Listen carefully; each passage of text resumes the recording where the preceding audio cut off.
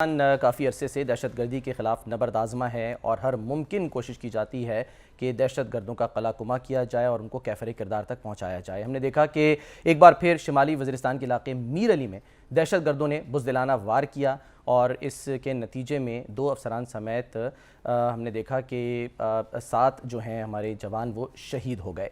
और इसके बाद पाकिस्तान की जानिब से मुंह तोड़ जवाब दिया गया और इस ऑपरेशन के नतीजे में एक अहम हाई वैल्यू टारगेट समेत 8 दहशतगर्दों को कैफ़र किरदार तक पहुंचा दिया गया, उन्हें जहन्नुम वासिल कर दिया गया है। इसी पर हम जो है वो आज बात करेंगे। शामी साहब, सर, इंतहाई अफसोसनाक वाक़या ये पेश आया, लेकिन फौरी रिस्पॉन्ड किया पाकिस्तानी फोर्सेस ने और उन दहशतगर्दों को भी जहन्नुम वासिल कर दिया। मास्टरमाइंड था जी, वो जहन्नुम रसीद हो गया। जी, सहर जानान कुछ नाम बताया जा रहा है उसका, या सहरा जानान। देखिए, ये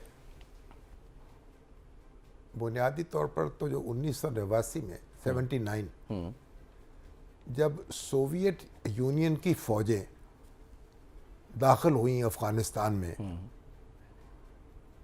तो उसके बाद से इस खित्ते का सुकून जो है ना वो बर्बाद हो गया।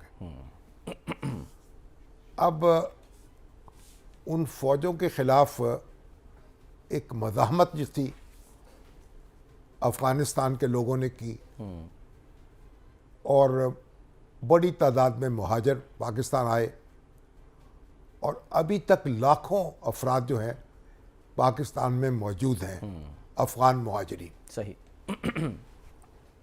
और दुनिया ने सोवियत यूनियन के इस इक़दाम की मज़म्मत की।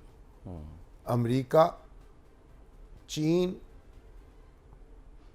और सऊदी अरब, मिस्र, फ्रांस, जर्मनी, बरतानिया, बड़ी एक बहुत बड़ी तादाद में जो हमारे मुल्क हैं दुनिया में, उन्होंने इसको इस जारहियत के ख़िलाफ़ मोर्चा लगाया। आलमी बरादरी ने और अफ़गान जहाद का आगाज़ हुआ। पाकिस्तान में जनरल ज़िया-उल हक़ की हुकूमत थी। उन्होंने इससे पहले कि आलमी सतह पर कोई तैयारी नज़र आती या कोई इक़दाम होता, ये फ़ैसला किया कि हम अपने अफ़गान भाइयों के साथ खड़े होंगे और सोवियत फ़ौजों को कहा कि आप विड्रॉ कर जाए, यानी इनको ये हम तस्लीम नहीं करेंगे। सही। तो पाकिस्तान ने भी उनकी मुआवनत शुरू की और फिर उसके बाद पूरी दुनिया ने उनको सपोर्ट किया, उनको हथियार दिए, उनको सरमाया दिया और ट्रेनिंग दी और पाकिस्तान में और आलमी ताकतों के दरमियान एक करीबी ताल्लुक़ कायम हुआ।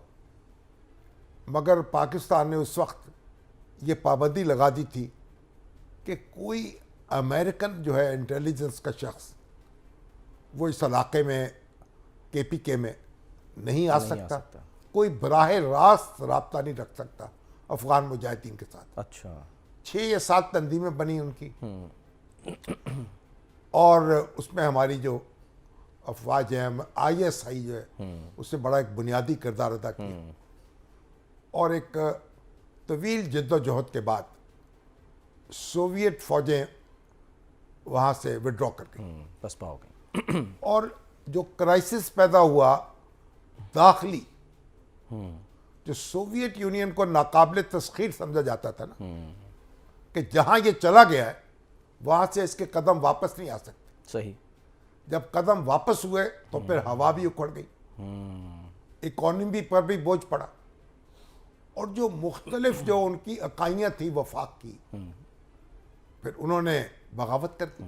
तितर बितर जिसे कहते और वो सोवियत यूनियन जो है, सेंट्रल एशिया की रियासतें सारी जो हैं वो आज़ाद हो गई और सोवियत यूनियन जो है नाम का मुल्क गायब हो गया, USSR जिसे कहा जाता है। बहरहाल अब ये वापस फौजें हुई हैं और अफ़गान मुजाहिदीन की अब ख्याल था हुकूमत कायम हो जाएगी और सुकून होगा और पाकिस्तान जो है उसका एक बड़ा इत्मीनान का सांस लिया गया यहाँ।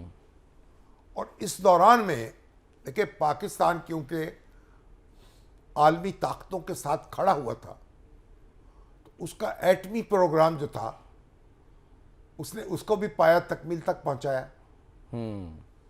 1983 में हमने उसे मुकम्मल कर लिया और एटमी ताकत का हसूल मुमकिन हो गया। हमारी तरफ से कुछ तवज्जो कम थी, अगर ये आम हालात होते तो शायद हम इतनी आसानी से अपना प्रोग्राम मुकम्मल न कर पाते। बहरहाल तो जहाद अफगानिस्तान के नतीजे में एक तो हमारी ISI जो है उसकी तरबियत हुई और दूसरा हमने अपना एटमी प्रोग्राम मुकम्मल किया और फिर सोवियत यूनियन जो है उसके दांत खट्टे हुए। लेकिन उसके बाद जो हुआ, मुजाहिद जो हैं मुत्तहिद ना रह सके, कंट्रोल उनकी तंजीमें आपस में उलझ गई और फिर वहाँ एक कोई मजबूत हुकूमत कायम नहीं हो सकी। फिर तालिबान जो थे, नौजवान नस्ल उनकी, वो इमर्ज किए, उन्होंने इख्तदार संभाला और उसके बाद फिर उसामा बिन लादेन वहाँ आ गए, उन्होंने पनाह ली।